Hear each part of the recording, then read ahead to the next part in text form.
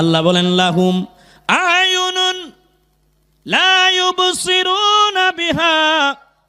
ও আমার বান্দারা, দুনিয়াতে তোমরা এমন ব্যক্তিদেরকেও দেখতে পাবে যাদের চোখ থাকবে কিন্তু হক দেখবে না।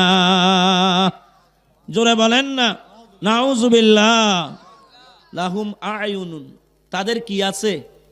চোখ আছে, কিন্তু লা ইউবসিরুনা বিহা, ওই চোখ দিয়ে তারা দেখবে না, তারা দেখবে না।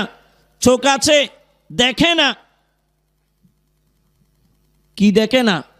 আমার নবীর শান দেখে না, নবীর মান দেখে না, সত্য দেখে না, হক দেখে না। চিৎকার দিয়ে বলেন নাউজুবিল্লাহ। আরো জোরে বলেন। তাহলে তারা কি কোরআন হাদিসের ভিতরে আছে?